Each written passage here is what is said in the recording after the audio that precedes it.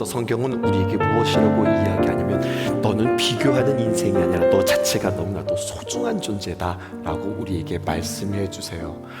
내가 주님 앞에서 소중한 존재이구나, 이것을 깨달을 뿐만 아니라 그렇게 우리를 소중하게 여기시는 그 주님 앞에 오늘 우리는 세 가지의 모습으로 나아가야 할 것입니다. 그것을 여러분들과 함께 오늘 구체적으로 나누고 한 주간 열심히 그 말씀 따라 우리가 실천해 보려고 그래요. 예수님께서 십자가에 못 박혀 죽으시고 부활하시고 약속해 주셨습니다. 내가 너희들에게 성령을 주마. 그리고 정말 그 주님의 약속대로 그들에게 성령이 임하였습니다. 성령 충만의 결과로 성도들이 한 마음이 되었어요. 한 뜻이 되었어요. 언제나 성령께서 역사하시는 곳은 한 뜻이 되고 하나가 되어집니다. 우리 이것을 에베소서를 통해서 잘 배웠죠. 여러분, 반대예요. 우리 안에 마귀가 들어오면, 악한 것이 들어오면 우리는 하나가 되는 것이 아니라 나누어지게 되어집니다. 그리고 갈등하게 되어집니다. 성령 충만의 결과로 한 마음과 한 뜻이 되었다. 이것은 다른 말로 표현하면 그 공동체가 가족이 되었다는 거예요. 가족이 되니까 어떤 일이 일어났는가? 가족이기 때문에 모든 것, 모든 물건을 자기 것이라고 주장하지 않고 그리고 함께 나누는 삶을 살았더라고 성경은 우리에게 이야기합니다. 그 정황을 오늘 본문 사도행전 4장 32절은 우리에게 이렇게 이야기합니다. 함께 읽어보시죠. 시작. 믿는 무리가 한 마음과 한 뜻이 되어 모든 물건을 서로 통용하고 자기 재물을 조금이라도 자기 것이라 하는 이가 하나도 없더라. 여러분, 이 말씀 어떠세요? 저는 개인적으로 성경에서 가장 부담되는 말씀이 오늘 이 본문인 것 같아요. 이 말씀을 우리는 어떻게 우리의 마음에 담아야 하고 우리는 어떻게 이 말씀을 닮아가야 할까요? 저는 믿음이 없어서 그런지 이 말씀을 보면서 이거는 너무나도 지나친 이상론이 아닌가? 이게 정말 가능할까? 이건 너무나도 과장스러운 이야기 아닌가? 이걸 우리에게 어떻게 적용하라고 하는가 고민했습니다. 분명한 사실은요, 사람들이 자신의 사유재산을 다 포기해서 큰 바구니를 놓고 거기다가 모두 함께 재산을 다 집어넣은 다음에 필요에 따라서 이렇게 꺼내 썼다고 하는 이야기는 아닙니다. 이 뜻은요, 이런 뜻이에요. 성도들 가운데, 특별히 교회 가운데 곤궁한 형제가 있다면, 참 어려움을 당한 자매가 있다면 그 당시에 성령 충만했던 성도들은 자기 것을 팔아서 그들에게 나누고 섬기는 데에 아무런 주저함이 없었다, 그렇게 이야기하는 겁니다. 여러분들에게 다음과 같은 문장을 드리고 싶습니다. 우리가 믿음이 있다? 그러면 믿음은 물질로부터 우리를 자유하게 합니다. 믿음은 또한 사랑에 자유하게 합니다. 그리고 믿음은 사람을 자유하게 합니다. PPT 띄워주실까요? 믿음이 있다. 그러면 여러분, 물질로부터 우리는 자유하게 되어진다는 거예요. 그 다음 PPT 주세요. 성경에 이렇게 있죠. 믿음은 사랑에 자유하게 됩니다. 그리고 믿음은 사람에게 자유를 준다는 겁니다. 우리는 믿음을 어떻게 생각하냐면 예수님을 믿고 천국 간다고 생각해요.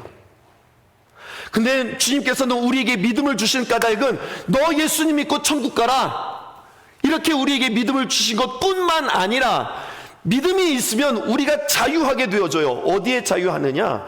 물질에 자유하게 되어진다는 거예요. 뿐만 아니라 우리가 믿음이 있다 그러면 사랑이 자유로워져요. 누구나 사랑할 수 있게 되어져요.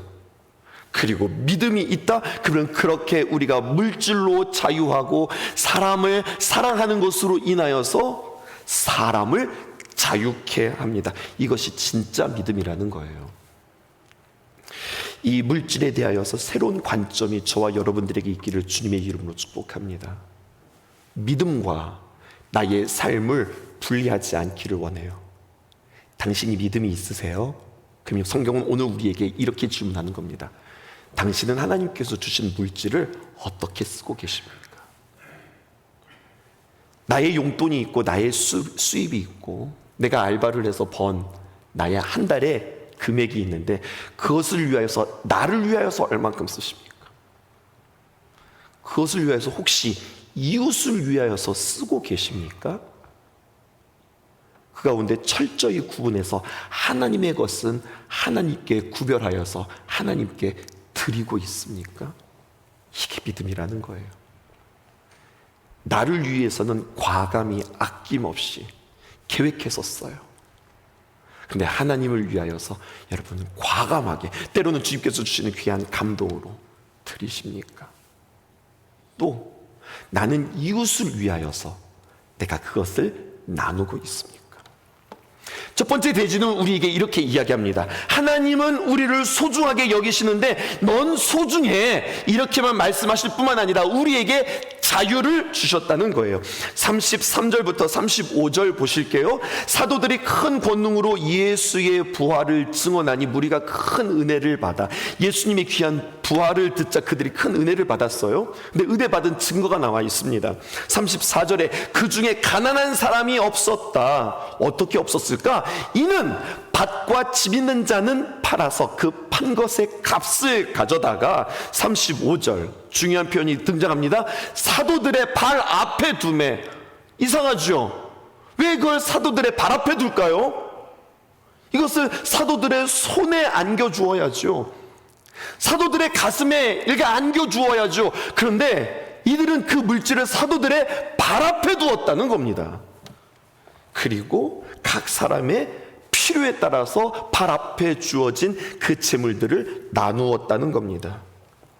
여기에 굉장히 중요한 단어 그리고 중요한 믿음의 정의가 나타납니다. 35절에 보니까 사도들의 발 앞에 두었다. 또 37절도 볼까요? 반복되어지는 표현인데 37절 하반절에 보니까 그가 밭이 있음에 팔아 그 값을 가지고 사도들의 어디에 두었다? 발 앞에 두었다. 그러므로 여러분 경청하십시오. 믿음이란 위치를 바로잡는 겁니다. 위로는 하나님을 섬기고 옆으로는 내 형제 자매를 돌보고 아래로는 물질을 둘 때, 여러분 이것이 제자리를 잡은 거고 믿음 있는 사람들이 이렇게 제자리를 정확하게 탁탁 정리하는 거예요. 그런데 성도라고 하면서, 나는 하나님의 귀한 은혜를 받는 사람이라고 하면서 물질을 발 아래 두는 것이 아니라 물질을 머리 위에 두고 살아갈 때가 너무 많다는 거예요. 이것은 참된 믿음이라 할 수 없겠습니다. 물질이 발 아래 있을 때 그 물질이 꽃이 되는 거예요. 아름다운 향기가 되는 겁니다. 근데 그 물질을 머리에 이고 내가 이것을 어떻게 쓸까? 나를 위해서 이것을 무엇을 쓸까? 난 무엇을 살까? 이것을 통해서 나는 무엇을 입을까? 나는 무엇을 어디에 갈까? 무엇을 챙길까? 늘 이것을 내 머리 위에 이고 다닌다면 물질은 어느새 우상이 되어지고요. 우리는 그 물질에 구속하게 되어진다는 사실이죠. 사랑하는 성도들을 보면서 여러분, 복 중에 하늘의 놀라운, 하늘의 신령한 복도 있지만 분명한 사실은 이 땅의 물질의 복, 이 땅에서 우리가 얻게 되어지는 부의 복이 있다고 하는 사실을 여러분들 믿으십니까? 우리 성도들이 그 복을 받았으면 참 좋겠어요. 근데 여러분, 그 복을 구하고는 계세요? 구하셔야 해요. 하나님, 나에게 물질의 복을 주세요, 부의 복을 주세요 라고 여러분 구하실 수 있으셔야 합니다. 그런데 여러분, 한 걸음 더 나가서 여러분들이 하나님의 입장이라고 한번 생각해 보세요. 그러면 답이 금방 나와요. 아, 이렇게 해야 물질의 복을 받을 수 있겠구나. 답이 금방 나온다니까요. 어떻게? 물질을 발 아래 두는 사람에게는 하나님께서 물질을 마음껏 쏟아주십니다. 그런데 물질을 머리에 이고 사는 사람에게 물질을 주면 그 사람에게 물질은 우상일 뿐만 아니라 이런 사람에게 물질의 복을 주면 그 사람은 그게 복이 아니라 독이 됩니다. 그러므로 물질의 복, 부의 복을 구하시기 전에 우리가 구해야 할 것은 하나님께서 우리에게 귀한 것들을 주신다면 이것을 과감하게 발 아래 둘 수 있는 믿음 주세요. 하나님 나에게 기회를 주신다면 이것을 하나님 앞에 드릴 수 있는 마음을 주세요. 우리 주변을 돌아볼 수 있는 형편의 그 시선을 주세요라고 먼저 기도할 수 있기를 주님의 이름으로 축복해요. 믿음만한 자에게 하나님께서 부의 복을 주십니다. 제가 조금 과장해서 표현할게요. 이게 제가 만든 말이라서 과장이라고 표현하는 거예요. 하지만 여러분, 큰 의미 있는 표현입니다. 그것은 이거예요. 우리 하나님은 손과 발이 없으시다. 그래서 하나님은 우리에게 있는 손과 발이 절실하게 필요하시다. 내 것을 비워서 궁핍하고 곤고한 자들에게 나누어 주고 아파하고 상처받는 자들을 돌보는 자에게 찾아가는 그러한 손과 발이 있는 자에게 하나님께서는 작정하시고 부와 복을 우리에게 주신다고 하는 사실이에요. 아멘이세요? 아멘 아니에요? 여러분, 이게 복받는 비결이에요. 하나님께서는 언제나 하늘에서 뭔가 뚝 떨어지는 그런 복을 우리에게 허락하지 않아요. 우리를 통하여서 하나님께서 일하세요. 내가 주의 손이 된다, 주의 발이 된다, 그 사람을 하나님께서는 주목하세요. 여러분, 그 비전이 저와 여러분들에게 있기를 주님의 이름으로 축복합니다. 지갑을 열어 카드를 꺼내어 나는 어디에 사용하는가, 거기에 우리의 신앙의 척도가 있고 신앙의 수준이 있다는 거예요. 물질에 매이지 말고 물질을 명령할 수 있는 저와 여러분들 되어지기 원합니다. 물질에 이끌려 다니는 여러분들이 아니라 물질을 다루실 줄 아는 여러분 되기를 주님의 이름으로 축복합니다. 세상은 물질이 우리에게 자유함을 준다고 이야기해요. 그렇지 않습니다. 진리가 우리에게 자유함을 줍니다. 물질은 자유가 아니라 오히려 우리에게 묶임과 매임을 가져줄 때가 훨씬 많습니다. 물질을 발 아래 둘 때 비로소 물질에 자유함이 있다는 거죠. 그래서 주님께서 너희는 소중하단다, 그러므로 물질에 매어 살지 말거라, 주님께서 우리에게 그렇게 말씀하고 계세요. 두 번째, 하나님은 우리를 소중하게 여기시면서 우리에게 한 가지를 지켜주시는데 그것은 거룩함을 지켜주십니다. 드디어 오늘 성경에 주인공 바나바가 등장합니다. 바나바는 이름이 아니에요. 별명이에요. 원래 이름은 요셉이에요. 근데 사람들은 그의 이름을 요셉이라고 부르지 않고 바나바라고 불렀어요. 그 바나바의 뜻은 위로자, 권위자라고 하는 뜻이었어요. 사도들의 발 앞에 물질을 가져 놓았다. 그런데 여러분, 그때 유독 바나바라고 하는 사람이 돋보이는 까닭은 무엇이냐면, 각 사람의 필요에 따라서 자신의 재산을 사도들의 발 앞에 맨 먼저 갖다 놓았던 첫 열매의 사람이 누구였느냐? 바나바였어요. 성경은 지금 사도행전 4장과 5장을 아주 극명하게 대조하고 있습니다. 사도행전 4장에서는요 요셉, 바나바가 등장하고, 사도행전 5장에서는요 아나니아와 삽비라라고 하는 사람들이 등장하면서 물질에 자유했던 사람, 물질에 얽매였던 사람, 물질의 복을 받았던 사람, 물질 때문에 저주받았던 사람을 지금 너무나도 크게 대조하고 있어요. 바나바는 변화받은 그리스도인을 상징한다면, 아나니아와 삽비라는 변장한 그리스도인을 상징합니다. 여러분은 예수님을 믿으면서 여러분들은 변화되셨어요? 아니면 변장하고 계세요? 오늘 성경이 이것을 우리에게 도전하고 있습니다. 교회 안에는 변화받은 바나바와 같은 사람이 있다고 한다면, 교회 내에는 여전히 변장하고 아닌 척하는 그러한 아나니아와 삽비라와 같은 사람도 있다고 하는 사실이에요. 아나니아와 삽비라 한번 생각해 보세요. 지금 이들은 사도들의 강요에 의하여서 혹은 누군가의 압박에 의하여서 자신들의 땅을 팔아서 하나님께 바친 게 아닙니다. 그의 모습을 좀 더 구체적으로 볼까요? 전 이 모습 보면서 너무 아쉬웠어요. 2절 말씀 보십시다. 이렇게 기록되어져 있습니다. 그 값에서, 여기서 말하는 값이란 자신의 땅을 판 값을 말하겠죠. 얼마를 감춤해, 얼마의 동그라미를 쳐보세요. 그 안에도 알더라. 얼마를 팔았고 얼마를 받았는지 알았다는 이야기예요. 그리고 또 반복이 되어지는데, 얼마만 가져다가 사도들의 발 앞에 두었다, 이렇게 이야기합니다. 여러분, 제가 질문할게요. 사도 바울이 아니라 오늘 이 아나니아와 삽비라가 갖다 감춘 것이 많을까요? 아니면 땅을 팔아서 바친 것이 많을까요? 감춘 게 많았다고 생각이 드세요? 아니면 드린 게 많았다고 생각하세요? 오늘 보니까요, 이렇게 기록되어 있어요. 그 값에서 얼마를 감추었다 라고 하는 표현이 영어 성경에는요, part of the money of himself 이렇게 기록되어 있어요.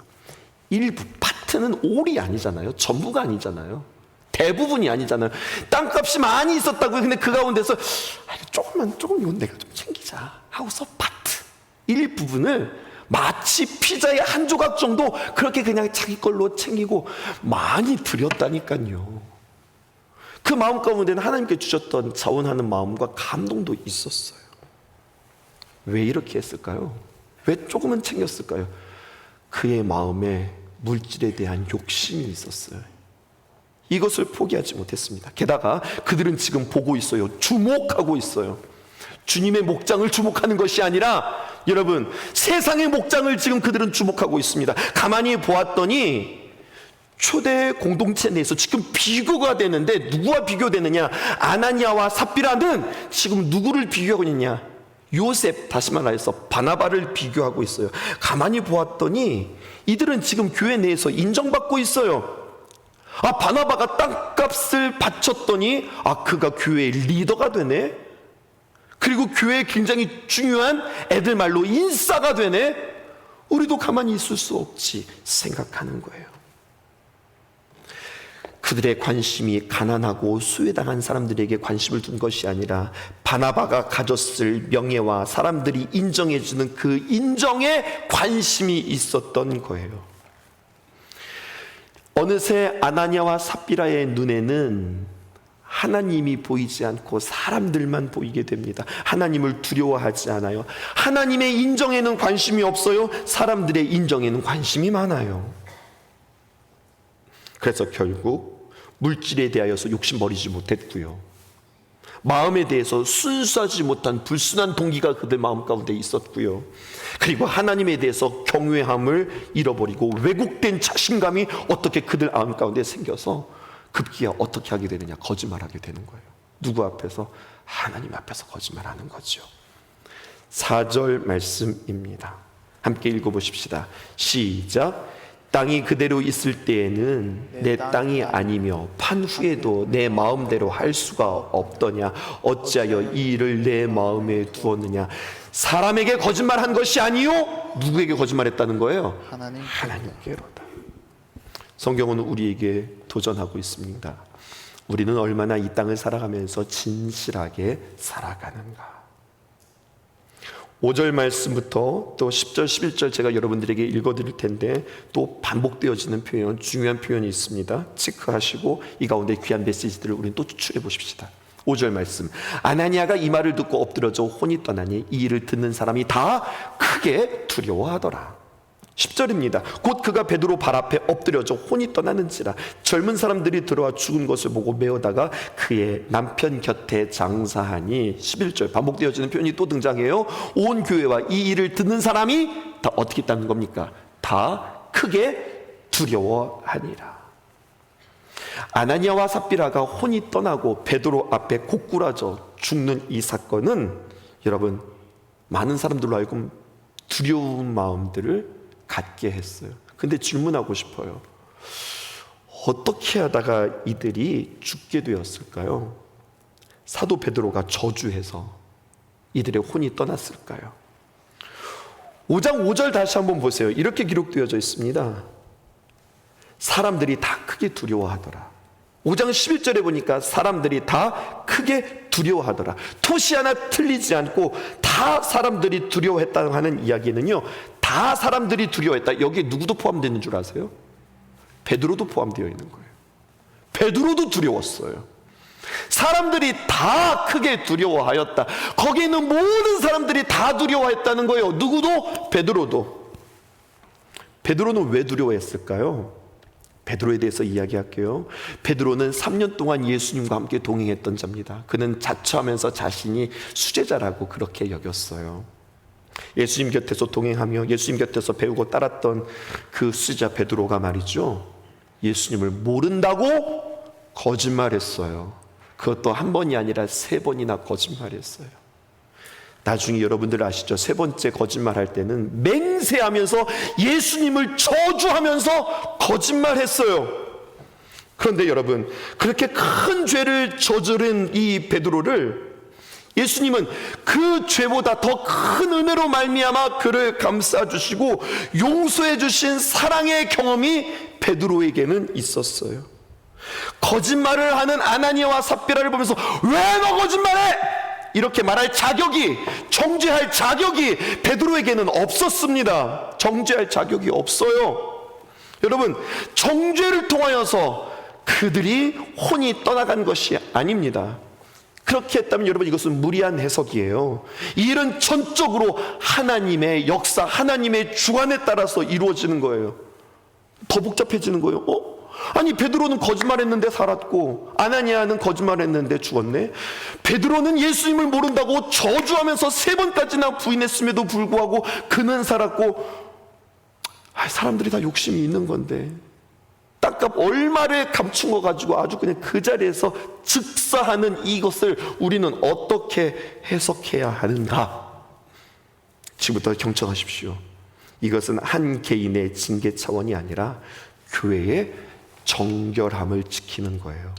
자, 여기서 교회를 나 자신이라고 해석해야 하고 우리의 모임을 교회라고 해석하면서 따라오셔야 합니다. 3절에 그 해답이 있어요. 3절 보세요. 베드로가 이르되, 하나님이 귀한 감동으로 그를 깨우치는 겁니다. 아나니아야, 아나니아야, 어찌하여 사탄이 내 마음에 가득하여 내가 성령을 속이고 땅값 얼마를 감추었느냐. 지금 이 아나니아의 마음에, 또 삽비라의 마음에 사탄이 그 마음에 가득 차 있습니다. 여러분, 그런데 중요한 것은 교회는 이 아나니아의 심령의 상태를 분별하지 못하는 거예요. 그리고 드러나는 현상만 가지고 평가하기 시작합니다. 이들의 공로가 있네요. 이들의 열심이 있었어요. 이들의 헌신이 있었어요. 이들 안에 있는 이중성을 보지 못합니다. 그리고 교회는 이들의 공로로 인하여서 당연히 바나바와 비교하면서 바나바와 같은 초대교회의 차세대의 리더들감이었습니다. 모든 사람들이 그렇게 긍정했어요. 철저하게 이중성이거든요. 그럼 여러분, 이러한 사람들이 초대교회의 리더가 된다? 그러면 초대교회의 순전함과 도덕성은 급격하게 무너질 것이고 영적 권위는 다 무너질 것이고 교회는 쑥대밭이 되는 상황이 불을 보듯 뻔하게 되어지는 것입니다. 이제 사도행전 4장 그리고 사도행전 5장을 우리가 걸어간다면 여러분, 이것은 막 초대교회가 막 태동할 때예요. 교회가 막 시작될 때였습니다. 근데 여러분, 언제나 바른 길에는 핍박이 있었어요. 사도행전 4장에 보니까 교회가 막 시작하자마자 사탄은 그냥 놔두지 않고 외부에 핍박이 있는데 보니까 사도 베드로와 요한이 공회에 잡혀요. 근데 그 공회가 어떤 공회인 줄 아십니까? 예수님을 십자가에 못 박으라고 판결을 내렸던 그 공회에 베드로와 요한이 똑같이 지금 가서 그들이 지금 고난당하고 있는 거예요. 그들이 외부의 핍박을 받는데 뭐라고 이야기하느냐? 너희들 지금부터 다시는 너희들의 입으로 부활을 얘기만 하기만 해봐라. 절대로 예수를 입 밖에 내지도 말아라. 부활을 얘기하지도 말아라. 그렇게 그들은 엄포를 당하고 위협을 당하고 있는 상황이었어요. 그게 4장에 있는 이야기예요. 근데 핍박은 그렇게 끝나지 않았네요. 5장에 보니까 더 심각한 공격을 받았는데 이제는 교회가 내적으로 공격을 받기 시작하는 거예요. 도덕성과 순결함의 공격을 받는 겁니다. 교회가 위기 가운데 있을 때 주님은 우리에게 이 한마디의 메시지를 주십니다. 교회는 소중하다. 한 영혼은 소중하다. 그래서 교회는 하나님께서 지키신다. 한 영혼은 하나님께서 지키신다. 소중하기에 하나님께서 지키세요. 그런데 어떻게 지키세요? 거룩함을 통하여서 그들을 지키시는 거예요. 그러므로 결론, 나의 거룩함이, 나의 진실함이 교회를 새롭게 함의 근간이 된다는 사실이에요. 여러분들과 함께 새 걸음을 걷고 있습니다. 새로운 예배가 시작됩니다. 새로운 중보가 시작되고 새로운 양육들이 우리에게 시작되어집니다. 열심보다 더 중요한 것, 당신은 하나님 앞에서 순결하고 거룩합니까? 소중하기에 우리는 주님 앞에서 나에게 거룩함을 지키라고 주님께서 말씀하시는 거예요. 마지막입니다. 주님께서 오늘 우리에게 이렇게 이야기합니다. 하나님은 소중한 나에게 무엇을 지켜주시는가? 경건함을 지켜주십니다. 이 말씀을 아주 중요하게 적용할 수 있었으면 좋겠어요. 앞에 말하는 거룩함과 경건함은 좀 다른 의미예요. 어떻게 다른가 한번 볼게요. 삽비라를 통하여서 우리가 귀한 말씀을 얻을 수 있습니다. 이렇게 표현해 볼게요. 그는, 삽비라는 알고 있는 것을 감춤으로 인하여서 그가 정작 알아야 할 것을 모르게 되었습니다. 이게 한글인데 왜 이렇게 복잡해? 다시 한번 잘 들어보세요. 그는 알고 있는 것을 감춤으로 말미암아 그가 알아야 될 것을 정작 알지 못하고 모르게 되었다는 이야기예요. 베드로가 삽비라에게 묻습니다. 8절 말씀입니다. 베드로가 이르되 그 땅 판값이 이것뿐이냐? 내게 말하라. 베드로가 지금 몰라서 물어요. 생각나시죠? 이제는 우리 원조복음 보면서 창세기 3장에 보면 하나님께서 아담과 하와에게 물으시지요. 내가 어디 있느냐? 네가 먹었느냐? 물으실 때 주님께서 무지하셔서 몰라서 물으시는 거예요? 아니요, 그것은 무지가 아니라 의지라 하였어요. 동일합니다. 베드로가 지금 몰라서 야, 너 지금 땅값 얼마를 감추었느냐? 이것뿐이냐? 몰라서 묻는 것이 아니라 지금 아나니아를 살리고 삽비라를 살리는 거예요. 그런데 여러분, 대답이 너무 아쉬워요. 베드로가 이르되 땅값 판 것이 이것뿐이냐? 내게 말하라 하니 이르되 예, 이것뿐입니다. 너무 빨라요. 너무 빨라요. 너무 자연스러워. 내게 말하라! 그럴 때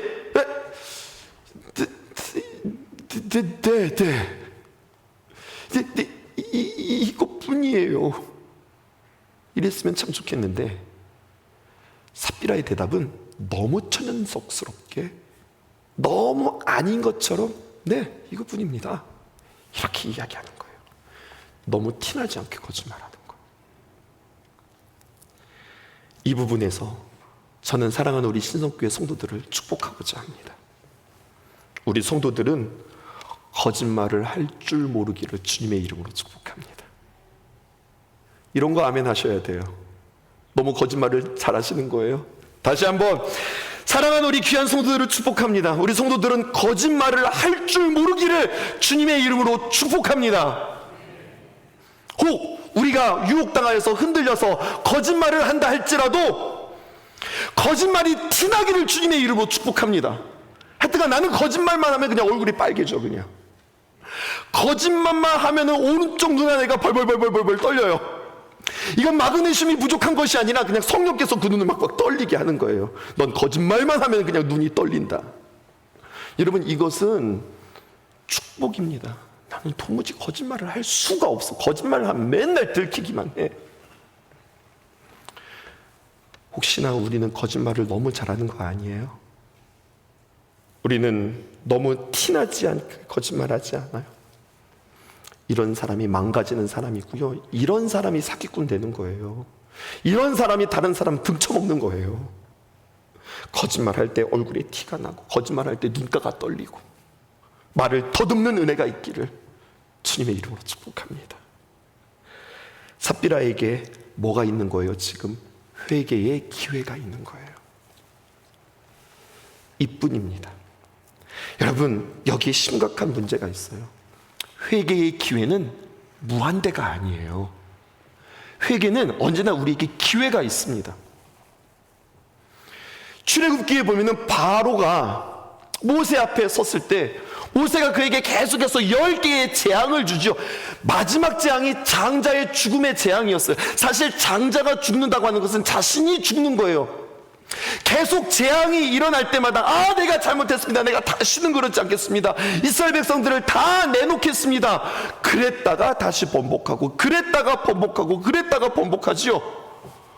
여러분, 그런데 그것이 계속 무한대가 있었던 것이 아니에요. 재앙은 몇 개의 재앙이었습니까? 10개의 재앙이었습니다. 하나님께서 생각했던 그 완전수가 채워지자 이제 더 이상 그에게는 회개의 기회가 없었다고요. 오늘 우리에게 새날을 주시는 하나님, 오늘 우리에게 회개의 기회를 주시는 그 하나님 앞에 돌이키고 다시는 그 길로, 그 방법으로, 그 시선으로, 그 말로, 그 선택으로 돌아가지 않는 저와 여러분들 되어지기를 주님의 이름으로 축복합니다. 6절 말씀에 젊은 사람들이 일어나 시신을 싸고 장사했다. 10절에 보니까 젊은 사람들이 들어가서 죽은 것을 보고 메어다가 그 남편을 장사했다. 젊은 사람들이라고 기록되어져 있네요. 여러분, 이 젊은 사람들이 무엇을 느꼈을까요? 하나님 앞에 두려움, 하나님의 경외함을 느끼지 않았을까요? 그런데 사도행전 8장 1절에서 2절에 보니까 이렇게 기록되어져 있어요. 사울은 그가 죽임을 당함을 마땅히 여기더라. 사울은 누구냐면 나중에 바울이 되는 사람입니다. 사도 바울을 말하는데 그가 죽었어요. 누가 죽었느냐 보았더니 스데반이 죽었어요. 그때에 2절에 보니까 경건한 사람들이 스데반을 장사하고 그를 위하여서 크게 웃었다, 이렇게 기록되어 있어요. 두 종류의 사람이 나오죠. 앞에는 젊은 사람들, 두 번째는 경건한 사람들. 근데 저는 이러한 생각이 들었던 거예요. 젊은 사람들이 이러한 죽음을 보자 그들이 경건한 사람이 되지 않았을까? 같은 교회에서 지금 같이 장사가 되어지는 거니까. 마음이 너무 달라요. 아나니아와 삽비라의 그 장례식에 참여하는 그 시체를 운구할 때의 그 마음과 스데반을 장사해서 운구할 때 그 마음은 너무 다른 거예요. 그렇게 하나님은 사랑하고 소중한 자들에게 아주 중요한 가치를 그들에게 흔적으로 남기며 소중한 사람들에게 하나님을 두려워하는 마음들을 새겨주십니다. 이 마음을 가질 때 우리는 그 누군가와 비교하지 않고 살아간다는 거죠. 정리해 볼까요? 소중한 우리에게 무엇을 주십니까? 자유함을 주세요. 비교하지 않아요. 열등감으로 살아가지 않아요. 특별히 물질에 매여 살지 않아요. 소중한 나에게 하나님께서는 무엇을 주시는가? 거룩함을 주세요. 거룩함을 통해서 내 마음의 의도와 내 마음의 방향성에 대해서 점검하게 하세요. 하나님께서는 소중한 나에게 하나님을 두려워하는 마음을 주세요. 하나님을 두려워해야 복받기 때문입니다. 하나님께서 소중하게 여기시는 여러분들에게 이 동일한 마음들을 부어주시기를 주님의 이름으로 축복합니다. 무엇보다도 우리 구체적으로 한 주간 살아가면서 진실말을 말하는 저와 여러분들 되어지기를 주님의 이름으로 축복합니다. 이곳에 생명샘 솟아나 눈물 골짝 지나갈 때에 머잖아 열매 맺히고 웃음소리 넘쳐나리라.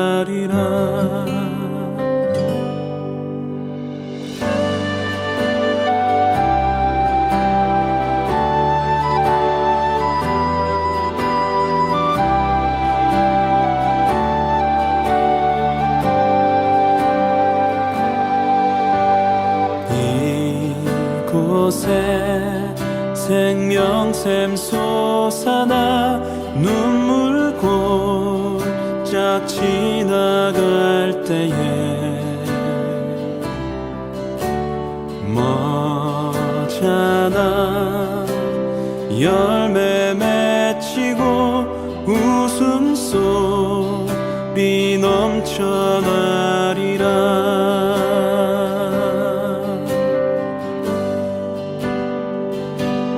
꽃들도 구름도 바람도 넓은 바다도 찬양하라 찬양하라 예수를. 하늘을 울리며 노래해 나의 영혼아 은혜의 주 은혜의 주, 은혜의 주.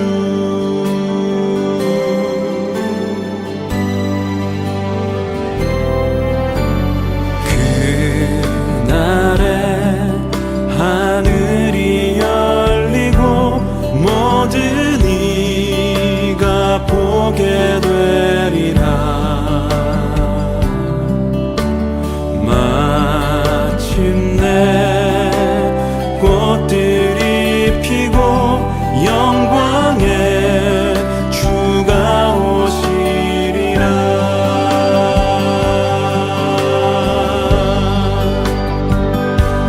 꽃들도 구름도 바람도 넓은 바다도 찬양하라 찬양하라 예수를. 하늘을 울리며 노래해 나의 영혼아. 은혜의 주 은혜의 주 은혜의 주. 꽃들도 구름도 바람도 넓은 바다도 찬양하라 찬양하라 예수를. 하늘을 울리며 노래해 나의 영혼아. 은혜의 주 은혜의 주 은혜의 주. 꽃들도 구름도 바람도 넓은 바다도 찬양하라 찬양하라 예수를. 하늘을 울리며 노래해 나의 영혼아. 은혜의 주 은혜의 주 은혜의 주. 꽃들도 구름도 바람도 넓은 바다도 찬양하라 찬양하라 예수를. 하늘을 울리며 노래해 나의 영혼아. 은혜의 주 은혜의 주 은혜의 주. 꽃들도 구름도 바람도 넓은 바다도 찬양하라 찬양하라 예수를. 하늘을 울리며 노래해 나의 영혼아. 은혜의 주 은혜의 주 은혜의 주. 은혜의 주 은혜의 주 은혜의 주. 은혜의 주 은혜의 주.